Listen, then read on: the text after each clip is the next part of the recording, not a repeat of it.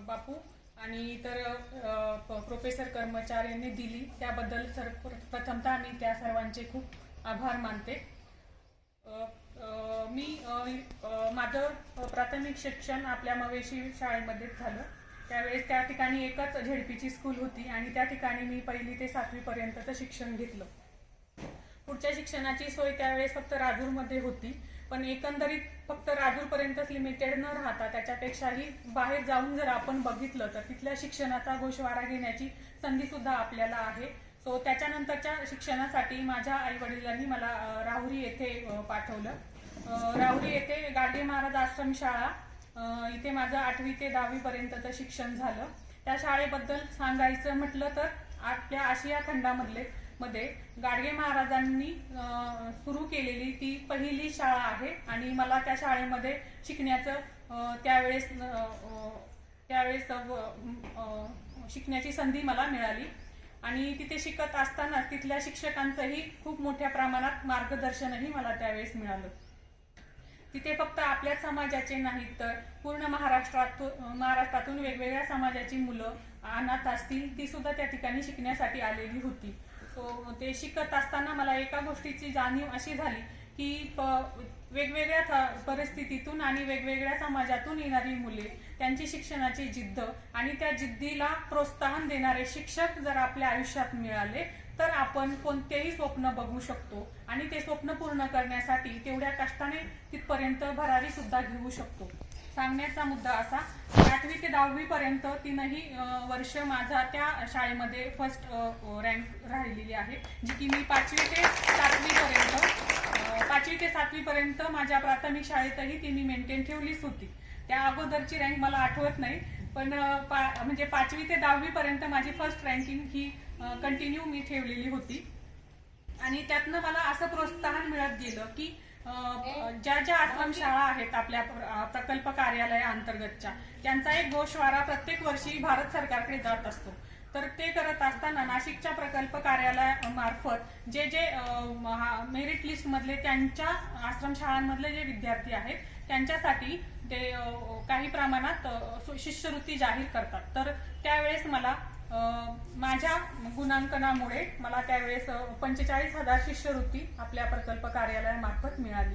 घरची परिस्थिती बेताची होती, पुढचं शिक्षणही घ्यायचं होतं। जेवढ्या प्रमाणात मार्गदर्शन मला माझ्या शिक्षकांनी दिलं त्या मार्गदर्शनाच्या बेतावर आणि आलेली आर्थिक मदत त्याचा फायदा ही मी घेण्याचा ठरवला। सगळ्यात प्रथम मी पुढच्या शिक्षणासाठी नगरला जाण्याचं ठरवलं, पण काही अडचणींमुळे मला नगरमध्ये ऍडमिशन मिळालेलं नाही। सो मी त्यावेळेस मग आपल्या सर्वोदय विद्यामंदिरमध्ये सायन्स फॅकल्टीसाठी ऍडमिशन घेतलं।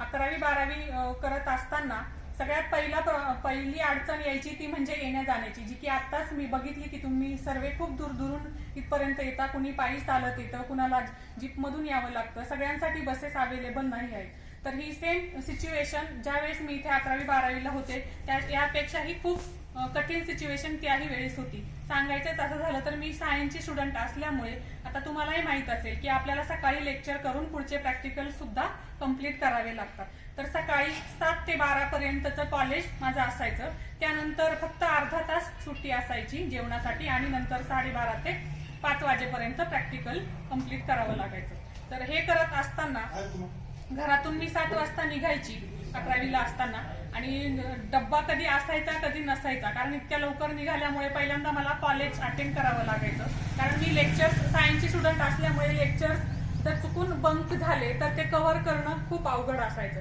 कारण आपण सर्व विद्यार्थी मराठी माध्यमातून शिक्षण घेत आलेलो आहोत 1ली ते 10वी पर्यंत। आणि जेव्हा आपण सायन्स फॅकल्टीकडे जातो तेव्हा सगळ्यात पहिली अडचण आपल्याला जाणवते ती म्हणजे लँग्वेज। सो पूर्ण इंग्लिश मधनं लँग्वेजचं जेव्हा शिक्षण सुरू होतं तेव्हा सुरुवातीला आपल्याला ते खूप कठीण वाटतं। सो जर लेक्चर्स मिस केले त्यातल्या त्यात तर ते पुन्हा तो अभ्यास कव्हर करणंही तितकंच अवघड व्हायचं। So in any cost me सगळं पहिल्यांदा प्राधान्य द्यायचे की वेळेवरती कॉलेजमध्ये जायचं आणि सगळे लेक्चर्स आणि प्रॅक्टिकल्स कव्हर करायचे। हे करत असताना इंग्लिश लँग्वेजची अडचण मला असायचीच, पण तीही हळूहळू ओव्हरकम व्हायला सुरुवात झाली आणि जेव्हा माझे कॉलेज सुटायचं आणि प्रॅक्टिकल नसायचं तेव्हा राजूरमधनंच आंबीत गाडी असायची जी की बस आमच्या गावाकडे जाते, पण ती गाडी वेळेवर येत नसल्यामुळे जवळजवळ 2-3 तास असेच आम्हाला स्टँडवरती वाट बघावी लागायची. पण त्यापेक्षा मी तिथे वेळ वाया घालवण्यापेक्षा मी अक्षरशः म्हणजे कॉलेज सुटल्यानंतर परस्पर मधल्या डोंगरानं चालत जाऊन घरीपर्यंत पोहोचायची आणि मी गेल्यानंतर जवळजवळ 1-1.5 तासांनी बस आलेली असायची. सो तेवढा वेळ मी वाचू शकत होती. तेवढ्या वेळात ऍटलिस्ट आपण वेळेवर जेवण तर करू शकतो, कारण इतक्या वेळ जर स्टँडवरती तुम्ही वाट बघता तुम्ही भुकेने व्याकुळ व्हाल. आणि जेव्हा शिक्षण घेत असताना ही एक गोष्ट आपण नेहमी लक्षात घेतली पाहिजे की ज्याही पद्धतीत जशा प्रमाणात आहार आपल्याला योग्य त्यावेळी ठेवता येईल ते आपल्या आरोग्यासाठी महत्वाचं आहे. सो आपण आतापर्यंत आपल्या आरोग्याकडेही तेवढंच लक्ष दिलं पाहिजे. आरोग्य जर आपल्या हातात असेल तर आपल्याला चांगल्या पद्धतीनं आपल्या एज्युकेशनवरती सुद्धा फोकस करता येतं आणि तुमचं इफिशियंट ब्रेन मॅपिंगही तुमचं चांगलं असतं. सो त्यावेळेस हे मला समजलं नाही, पण आज माझ्या अनुभवातनं मी हे तुम्हाला सांगत आहे. तो जेव्हा 12वीला गेले तेव्हा मला हॉस्टेलला ऍडमिशन मिळालं. सो माझा सगळ्यात मोठा प्रॉब्लेम सॉल्व्ह झाला की येण्या जाण्यामध्ये माझा जो वेळ वाया जायचा तो आता ती अडचण मला त्यावेळेस राहिली नाही. सो 12वीला मला सायन्स फॅकल्टीमध्ये फक्त 56% मिळाले. तेवढ्या पर्सेंटेज म्हटलं तर आताच्या तुलनेमध्ये खूप पर्सेंटेज कमी आहेत पर्सेंटेज. पण त्यावेळेस मी मग मेडिकल आणि इंजिनिअरिंगची स्वप्न बघू शकत नव्हते. त्याला एक कारण पर्सेंटेज तर होतच, पण दुसरं कारण म्हणजे की आपली घरची आर्थिक परिस्थिती जर त्या कॉलेजची फी भरू शकत नसेल तर त्या फील्डचं स्वप्न मनात असूनही मी पाहू शकत नव्हती. सो त्यानंतर मी BSc ॲग्रीसाठी सुद्धा ट्राय केलं. ते करत असताना माझा परभणी आणि नागपूर विद्यापीठातर्फे तिथे ऍडमिशन मला मिळत होतं, पण इतक्या दूरवरपर्यंत पुन्हा जाऊन शिक्षण घेण्याचंही तेवढं फिजिबल वाटलं नाही, म्हणून मी प्लेन BSc ला ऍडमिशन घेतलं. पुढच्या ग्रॅज्युएशनसाठी मी संगमनेर सह्याद्री कॉलेजला ऍडमिशन घेतलं. तिथे गेल्यानंतर माझा एक फायदा असा झाला की ज्या ज्या कन्सेप्ट माझ्या 11वी-12वीला लँग्वेजमुळे म्हणा किंवा त्या कठीण पातळीमुळे माझ्या क्लिअर झाल्या नव्हत्या, ज्या मला समजत नव्हत्या, त्या कॉलेजला गेल्यानंतर तिथल्या शिक्षकांच्या शिकवण्याच्या पद्धती आणि तिथलं इन्फ्रास्ट्रक्चर बघून त्या कन्सेप्ट माझ्या अजून चांगल्या क्लिअर होत गेल्या. जेव्हा मी BSc ग्रॅज्युएशन कम्प्लीट केलं तेव्हा मला BSc ला 75% म्हणजे first class with distinction me cover केलं आणि फिजिक्समध्ये ग्रॅज्युएशन कम्प्लीट केलं. फिजिक्स स्पेशलायझेशन घेत असताना म्हणजे BSc करत असताना फर्स्ट इयर सेकंड इयर तुमचे जनरल कोर्सेस असतात आणि थर्ड इयरला आपलं स्पेशलायझेशन असतं. तर स्पेशलायझेशन घेत असताना तुम्ही केमिस्ट्री घेऊ शकता, मॅथ्स घेऊ शकता किंवा फिजिक्स घेऊ शकता, झुलॉजी घेऊ शकता, बॉटनी घेऊ शकता. हे जे आता तुम्ही 11वीला सायन्सला असताना जे जे सब्जेक्ट तुमचे आहेत त्यामध्ये तुम्ही स्पेशलायझेशन कम्प्लीट करू शकता. तर माझ्या कॉलेजवरती म्हणजे सह्याद्री कॉलेजवरती त्यावेळेस फिजिक्सचा स्पेशलायझेशनचा कोर्स अवेलेबल नव्हता. त्यासाठी मी थर्ड इयरसाठी संगमनेर कॉलेज जे की BN सारडा कॉलेज आहे संगमनेर मधलं, त्या ठिकाणी स्पेशल कोर्ससाठी ऍडमिशन घेतलं. आणि ते करत असतानाच मला माझ्या प्राध्यापकांकडून असं मार्गदर्शन मिळालं की पुढच्या शिक्षणासाठी तुम्हाला आता बाहेरच्या ठिकाणी जावं लागणार, कारण MSc साठी फिजिक्समध्ये त्यावेळेस कॉलेज आपल्या संगमनेरमध्येही नव्हतं आणि अकोल्यामध्येही नव्हतं. So either we have to search for Nashik और पुणे और मुंबई. मग त्यानंतर असं लक्षात आलं की मास्टर्स कोर्ससाठी जर तुम्ही विद्यापीठामध्ये ऍडमिशन घेतलं तर त्यामुळे तुमच्या पदरात येणाऱ्या संधीही तेवढ्याच मोठ्या असणार आहेत. ते करण्यासाठी आम्हाला MSc साठीची फिजिक्स मधली विद्यापीठाची एंट्रन्स क्लिअर करावी लागली. सो आताही तुम्ही बघाल की इथून पुढेही तुम्हाला खूप साऱ्या एंट्रन्स क्लिअर कराव्या लागतील. त्या डिग्री कव्हर केल्यानंतर मास्टर्सच्या असतील किंवा अजून त्या पुढच्या असतील. सो तिथली एंट्रन्स एक्झाम क्लिअर केल्यानंतर मी MSc साठी पुणे विद्यापीठात ऍडमिशन घेतलं. सांगायचं एक पॉइंट असा की हे करत असताना मला माझ्या कॅटेगरीच्या रिझर्वेशनचा सुद्धा फायदा झाला. पण आता रिझर्वेशन तुम्हाला कुठपर्यंत घेऊन जाऊ शकतं. रिझर्वेशनच्या बेसिसवरती तुम्ही फार तर एखाद्या ठिकाणी एंट्री मिळवू शकता, तुम्ही त्या कोर्ससाठी इलिजिबल होऊ शकता. पण जेव्हा त्या ठिकाणी तुम्हाला टिकून राहायचं असेल तेव्हा तुमच्यातलं कॅलिबरच तुम्हाला मदत करू शकतं. कारण एक्झामच्या पासिंग क्रायटेरिया असतील किंवा एक्झाम मध्ये किती मार्क्स मिळाले आणि त्यानंतर तुम्हाला किती पर्सेंटेज द्यायचे हे ठरवण्यासाठी आपले रिझर्वेशन किंवा कॅटेगरी तिथे येत नाही ना. तिथे जेंडर डिस्क्रिमिनेशन येतं, म्हणजे ना ही मुलगी आहे किंवा म्हणून हिला वेगळं काहीतरी पर्सेंटेज असतील किंवा मुलगा आहे म्हणून याला वेगळं काही पर्सेंटेज देऊ किंवा इतर ह्या कॅटेगरीचं रिझर्वेशन आहे मग यांना वेगळे पर्सेंटेज देऊ, हा क्रायटेरिया तिथे नसतो. सो सगळ्यात पहिल्यांदा आपण हे जाणून घेतलं पाहिजे की आपल्या कॅटेगरी आणि त्या रिझर्वेशनच्या फायदा घेऊन आपण फार तर त्या ठिकाणी एंट्री करू शकतो. पण त्या ठिकाणी तुम्हाला सस्टेन राहायचं असेल तर मात्र तुमचं कॅलिबरच तुम्हाला त्या ठिकाणी टिकवून ठेवू शकतं. तो एमएससी करत असताना पुण्यासारख्या ठिकाणी राहायचं म्हणजे तिथे पुन्हा माझी आर्थिक परिस्थितीची थोडासा बऱ्यापैकी प्रॉब्लेम मला जाणवला. पण तेच करत असताना पुणे विद्यापीठातर्फे दिली जाणारी कमवा आणि शिका योजनेचाही मी लाभ घेतला आणि माझं एमएससी कंप्लीट केलं. एमएससी कंप्लीट करत असताना म्हणजे पुणे विद्यापीठासारख्या ठिकाणी आणि फिजिक्समध्ये एमएससी कंप्लीट करणं ही खूप अवघड गोष्ट आहे. म्हणजे सांगायचं झालं तर एमएससी पुणे म्हणजे कंप्लीट केल्यावर फिजिक्समध्ये जर आम्हाला फर्स्ट क्लास मिळाला म्हणजे 60% मिळाले तर आमच्या सोबतच बाहेरच्या कॉलेजमधनं जे पासआउट व्हायचे विद्यार्थी त्यांना जवळजवळ 95% किंवा 80% असे मार्क्स मिळालेले असायचे. पण जेव्हा कॉम्पिटिशन मध्ये आम्ही दोघं समोरासमोर यायचो तेव्हा पुणे विद्यापीठाचं शिक्षण आणि त्याचा दर्जा काय आहे हे आम्हाला जाणवायचं. शेवटी तुमच्या मार्क लिस्टवरती येणारे मार्क्स तुम्हाला एखाद्या ठिकाणचा क्रायटेरिया क्रॉस करायला मदत करतील, पण तुम्ही ज्या ठिकाणी घडता आणि ज्या पद्धतीनं घडता त्यानं तुम्हाला इंटरव्ह्यू क्रॅक करता येईल. कारण आपण जर मार्क लिस्ट घेऊन गेलो आणि इंटरव्ह्यूच्या बेसिसवरती जर आपलं कुठे सिलेक्शन होणार असेल तर ते तुमचे मार्क लिस्ट फक्त बघणार नाही, मग त्या ठिकाणी तुमचं नॉलेजच टेस्ट केलं जातं. सो असंही नाही की तुम्हाला एखाद्या गोष्टीमध्ये कमी मार्क्स असतील आणि त्याच्यावरच खचून जाऊन पुढे प्रयत्न करायचे नाही, असं नाही. जिथे जिथे ज्या ज्या ठिकाणी तुम्ही पात्र आहात त्या सर्व संधींचा फायदा घ्यायचा आणि स्वतःच्या नॉलेजच्या बळावर आहे त्या संधी आणि एक्झाम क्रॅक करून पुढच्या संधींपर्यंत पोहोचायचं. ऑब्विसली की मार्क्स असणं हा क्रायटेरिया आपल्या आतापर्यंत सगळ्या फील्डमध्ये पहिला कन्सिडर केलाच जातो, पण सगळ्या ठिकाणी आता जॉबसाठी इंटरव्ह्यू हा तेवढंच मोठं कंट्रीब्युशन आहे. सो जरी तुम्ही पहिल्या 2-3 स्टेजेस पास करत गेला तरी फायनल इंटरव्ह्यूला जर तुमचं सिलेक्शन नाही झालं तर तुमच्या हातून तो जॉब जाऊ शकतो. सो म्हणजे हे मार्क्स आणि इंटरव्ह्यू किंवा स्वतःचं डेव्हलपमेंट हे 50-50% मॅटर करतं. सो मार्क्स मिळवण्याबद्दलच तुम्ही स्वतःचा सर्वांगीण विकासही कशा पद्धतीनं होईल याकडे सुद्धा आपण लक्ष दिलं पाहिजे. सो कमवा शिका योजनेतनं मी माझं एमएससी कंप्लीट केलं आणि ते करत असतानाच मला माझ्या प्राध्यापकांकडनं हे पण मार्गदर्शन मिळालं की इथून पुढे आता एमएससी नंतरही बऱ्याच काही संशोधन क्षेत्रातल्या संधी आहेत. त्या संधी तोपर्यंत मला माहीत नव्हत्या, पण माझ्या प्राध्यापकांमुळे म्हणजे प्रोफेसर सुरेश गोसावी आमचे एमएससी साठी आम्हाला इलेक्ट्रॉनिक्स शिकवायचे आणि माझे प्रोजेक्टचे गाईड पण होते. सो त्यांचं मला खूप मोलाचं मार्गदर्शन मिळालं.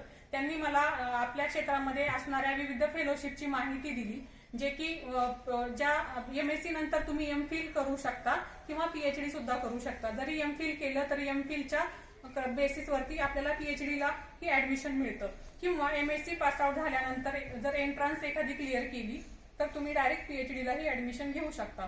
पीएचडीला ऍडमिशन घेतल्यानंतरही पुण्यासारख्या ठिकाणी राहायचं म्हणजे तुमचा मंथली तुमचा खर्च हा असतो. सो ते करत असताना आता आपल्या भारत सरकारने पीएचडी करणाऱ्या विद्यार्थ्यांना वेगवेगळ्या फेलोशिप सुद्धा सुरू केलेल्या आहेत.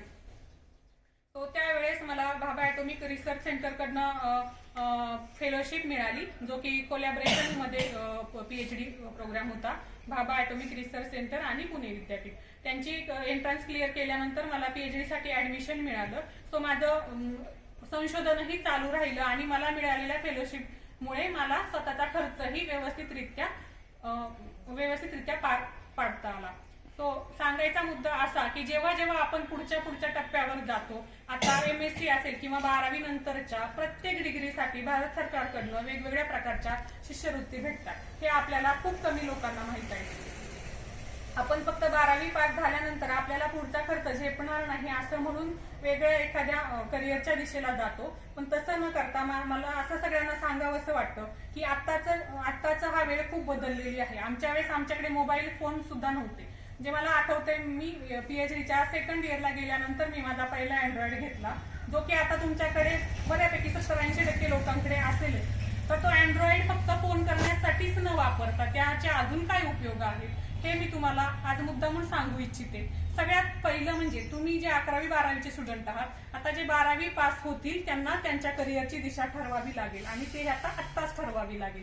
जे 11वीचे विद्यार्थी आहेत त्यांना जर आज हे कळलं की 12वी नंतर जे करिअर निवडणार आहे मी ते माझ्या 12वीच्या गुणवत्तेवर असेल आणि माझ्या स्किल डेव्हलपमेंटवरती असेल, तर 11वीच्या विद्यार्थ्यांकडे अजून 2 वर्ष आहेत जे ते स्वतःला तयार करू शकतील.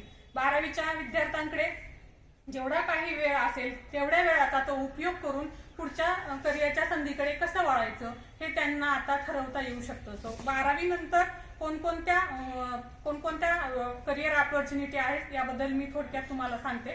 सो आता या ठिकाणी 3ही शाखांचे विद्यार्थी आहेत. जितकं शक्य होईल तेवढं मी प्रत्येक शाखेबद्दल थोडं तुम्हाला सांगते. आर्ट्स असेल, सायन्स असेल, कॉमर्स असेल. आपल्याला जर सगळ्यात पहिल्यांदा आपल्याला आपली दिशा ठरवता येत नसेल तर सगळ्यात आधी तुम्ही एखादी आदर्श व्यक्ती म्हणून इथून मागे घडलेल्या कोणत्याही व्यक्तीचं उदाहरण तुमच्या डोळ्यासमोर ठेवा. फॉर एक्झाम्पल, आता सगळ्यात आधी जर आपण घेतलं तर डॉक्टर APJ अब्दुल कलाम, ते बरोबर जे की सायंटिस्टच होते आणि आपल्या प्राईम मिनिस्टर प्रेसिडेंट सुद्धा. सो त्यांचं जर व्यक्तिमत्व तुम्ही वाचलं तर तुम्हाला कळेल की त्यांनी कशापासून सुरुवात केली, त्यांचं शिक्षण काय काय झालं आणि त्याच्यानंतर त्यांना कोणकोणत्या संधी मिळाल्या. ते करत असताना तुम्हाला सायन्स शाखेचं महत्वही जाणता येईल आणि ती सायन्स शाखा कंप्लीट केल्यानंतर पुढच्या डिग्री म्हणजे ती मग एरोनॉटिकल इंजिनिअरिंग असेल किंवा अजून त्याच्यानंतरच्या संधी असतील हे तुमच्या डोळ्यासमोर येईल. आणि हे करण्यासाठी तुम्हाला जास्त काहीच करायची गरज नाही. फक्त तुमच्याजवळ जो अँड्रॉइड मोबाईल आहे त्याच्यावरती तुम्ही डॉक्टर अब्दुल कलामांबद्दल सर्च करा आणि त्यांचं आतापर्यंतचं एज्युकेशन लाईफ बघा आणि ते करत असताना तुम्हाला तुमच्या फील्डमधल्या सगळ्यात चांगल्या ऑपॉर्च्युनिटी सुद्धा सापडतील. हे झालं सायन्सच्या लोकांसाठी. आता कॉमर्सच्या लोकांसाठी सुद्धा हेच लागू पडतं की आपल्या देशामधल्या एखादी असं रोल मॉडेल शोधा की ज्यांनी कॉमर्स सारखं शिक्षण घेऊनही खूप चांगली प्रगती केली. मग आता कॉमर्स मधून गेलं तर तुम्हाला पुढे अकाउंटिंग असतील किंवा मॅनेजमेंट असेल किंवा फायनान्सर असेल, अशा खूप साऱ्या संधी पुढे मिळतात. त्या संधींचा फायदा करून घेण्याच्या आधी तिथपर्यंत पोहोचण्याचा मार्ग हा कसा आहे हे आपल्याला आधी कळलं पाहिजे. सगळ्यात महत्वाचं म्हणजे हे करत असताना तुम्हाला 12वी नंतर ग्रॅज्युएशन करणं हे महत्वाचंच आहे. सो BCom असेल, BA असेल किंवा BSc असेल, ह्या 3ही शाखांच्या पदवी तुमच्याकडे असायला हव्या. सो असे खूप सारे उदाहरणं आपल्या डोळ्यासमोर आहेत की त्यांचं एकदा तुम्ही जीवन बघितलं की त्यांनी कोणकोणत्या विषयांमधून पदवी घेतली, त्यांची कोणकोणत्या शाखेचा त्यांना कसा कसा फायदा झाला. आता सगळ्यात आपल्या दैनंदिन जीवनाचं उदाहरण द्यायचं झालं तर आताच आपण कोविडच्या सिच्युएशन मधून जात आहोत, बरोबर. जेव्हा सगळ्यात पहिल्यांदा कोविड सारख्या सिच्युएशनची आपल्या भारताला चाहूल लागली किंवा सगळ्या जगालाच ती चाहूल लागली होती, सगळ्यात पहिल्यांदा आपण या संकटातून बाहेर पडण्यासाठी कोणत्या फील्डकडे फोकस केलं? Medical field. मेडिकल फील्डमध्ये म्हणजे डॉक्टर. ओके, आता डॉक्टर हे पेशंटना ट्रीट करणार, पण ते कशा पद्धतीने ट्रीट करणार? त्याच्यासाठी मात्र आपल्याला वॅक्सिनची गरज आहे. जेव्हा वॅक्सिन पुढे आलं ते कुणी बनवायचं, मग त्या ठिकाणी सायंटिस्टचा रोल महत्वाचा आला, बरोबर. तो सगळ्यात पहिल्यांदा आपल्याला ह्या सिच्युएशन काय समजवलं की या ठिकाणी बघा शास्त्रज्ञांचा रोल आपल्यासाठी किती महत्वाचा आहे. शास्त्रज्ञांनी जर वॅक्सिन बनवलं तर ते वॅक्सिन डॉक्टरांमार्फत सगळ्या लोकांपर्यंत आपल्याला पोहोचवता येईल. सो थोडक्यात आता या ठिकाणी तुम्हाला सायन्स फॅकल्टीचं महत्व तुम्हाला कळलं, बरोबर. आता दुसरी गोष्ट आली की हे लॉकडाऊन चालू असताना आपण सगळेच जण एका वेगळ्या प्रकारच्या मानसिक त्रासातनं जात होतो की आपल्या करिअरचं काय होईल, आपले नातेवाईक आता आपल्या जवळ नाहीयेत, कुणाचा भाऊ जवळ नसेल, कुणाची बहीण जवळ नसेल, ते कुठंतरी लॉकडाऊन मध्ये अडकलेले आहेत, त्यांचंही मानसिक खूप खच्चीकरण झालं आहे. आता इतका जीव घेणा रोग आहे तर याच्यातनं बाहेर कसं पडायचं, बरोबर. तर त्या काळामध्ये आपल्याला कुणी मोटिवेशन दिलं? मीडिया असेल. ओके, बातम्यांमार्फत आपल्याला वेगवेगळ्या बातम्या, वेगवेगळ्या ठिकाणच्या बातम्या घर बसल्या मिळत गेल्या. बातम्या असतील, दुसरं म्हणजे की रायटर्स असतील, म्हणजे वेगवेगळे लेखक असतील किंवा वेगवेगळे मोटिवेशनल स्पीकर्स असतील. त्यांनी काय केलं? सदैव लोकांपर्यंत त्यांचे विचार पोहोचून त्यांना प्रोत्साहन दिलं की आहे त्या परिस्थितीचा सामना तुम्ही कसा करा, तुमचं मानसिक संतुलन आणि तुमची पॉझिटिव्हिटी तुम्ही कशा पद्धतीने मेंटेन करा. म्हणजेच काय, रायटर्स आणि मीडिया सारखे हे कुठून येतात? कोणत्या क्षेत्रातून? आर्ट्स सारख्या क्षेत्रातून. मग आपल्याला आता कळायला पाहिजे की आर्ट्स सारख्या क्षेत्रातली ही लोक आपल्या दैनंदिन जीवनात किती महत्वाची आहेत. दुसरी गोष्ट आली की हे सगळं करत असताना बरेचसे उद्योगधंदे त्या ठिकाणी थांबले गेले आणि हे करत असताना आपल्या भारताची आर्थिक रचना ही बऱ्यापैकी ढासळायला लागली होती. सो ही पुन्हा कशी कशी उभी करायची. ओके, हे सगळं करण्यासाठी कोण पुढे आलं? मग त्या ठिकाणचे आर्थिक क्षेत्रातील तज्ज्ञ मंडळी पुढे आली आणि ते कोणत्या फील्ड मधले असतात? तर कॉमर्स फील्ड मधले असतात. ओके, सो आता तुम्हाला एक थोडक्यात कळालं असेल की आर्ट्स, कॉमर्स आणि सायन्स ह्या शाखा आपल्यासाठी महत्वाच्या आहेत. जे थोडक्यात सांगायचं असं की कोणत्याही शाखेला आपण ऍडमिशन घेतो, मार्क्सच्या बेसिसवरती घेतो आतापर्यंत, पण आपण ते ऍडमिशन का घेतलं हे ऍटलिस्ट त्या शाखेला ऍडमिशन घेतल्यानंतर तरी कळायला हवं. तो सगळ्यात पहिल्यांदा तुम्ही तुमच्या शाखेला ऍडमिशन का घेतलं आणि का घेतलं हे कळल्यानंतर त्याचा तुम्ही स्वतःसाठी आणि समाजासाठी कशा पद्धतीने उपयोग करणार आहात किंवा कशा पद्धतीने उपयोग केला जातो हे तुम्हाला आता या क्षणी कळणं खूप गरजेचं आहे. कारण ह्या इतक्या कमी वयामध्ये जर तुम्हाला 0.1% जरी तुमच्या शाखेचं महत्व कळलं तर तुम्ही तुमच्या स्वप्नांकडे अगदी चांगल्या पद्धतीने वाटचाल करू शकता. आपल्या आयुष्यामध्ये आपलं ध्येय फक्त एखाद्या ठिकाणी परमनंट नोकरी करून पगार मिळवणं एवढंच नाहीये. तर माझे जे गाईड होते पीएचडीचे आम्हाला नेहमी सांगायचे की आपण आपल्या समाजाचं काही देणं लागतो. त्याचा अर्थ मला त्यावेळेस समजला नव्हता, पण खरं सांगायचं तर त्याचा अर्थ मला सगळ्यात पहिल्यांदा कळाला जेव्हा माझं जपानला जाण्यासाठी सिलेक्शन झालं.